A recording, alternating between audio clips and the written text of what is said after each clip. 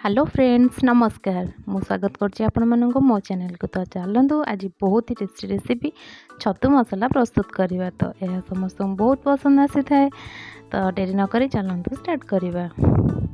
तो एठारे मु हाफ केजी बटन छतु नहीं यह को हलदी पानी पकई भल भाव धोई नहीं ताको एपरि भाव काटी नहीं।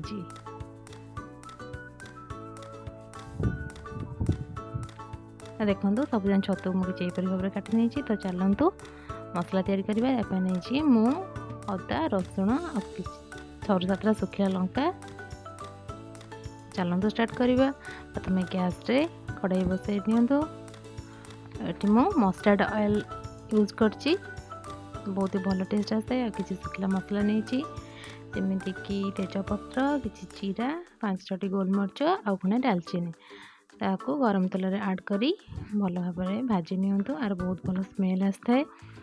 तो तापरे अनियन ऐड करवा। ये मु 2टी बड़ बड़ अनियन को काटिक नहीं। तो चलतु ये मसला प्रस्तुत करना। हलदी काश्मीरी चिली पाउडर चिकन मसाला धनिया पाउडर ये मुझे सुखला मसला नहीं। पियाजटी आमर गोल्डन ब्राउन हो आसला। तो यापर आम टमाटर ऐड करवा। तो मुझे 2टी बड़ बड़ टमाटर नहीं जल्दी मलियापाई आम ये लुण ऐड करवा स्वाद अनुसार। यह भल भाव फ्राए करनवा। यापर कर रखिया पेस्ट को आम ऐड करनवा।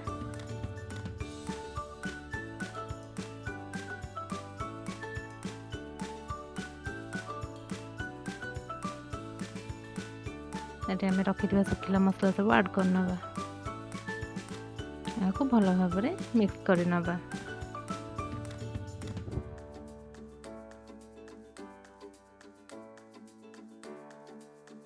देखो मसलाटी आमर ये कषि आसला।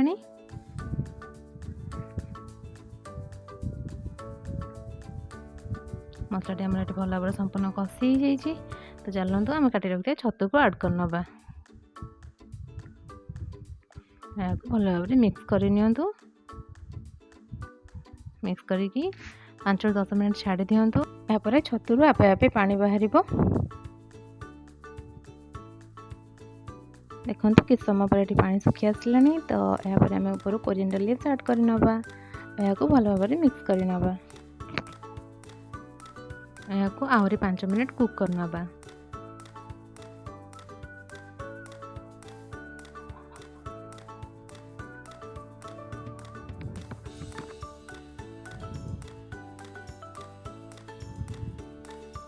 देखो ये आम छतु मसला संपूर्ण प्रस्तुत हो जाइए। तो आपण मैंने भात रुटी पिठा सब थे एंजॉय करें। तो थैंक यू।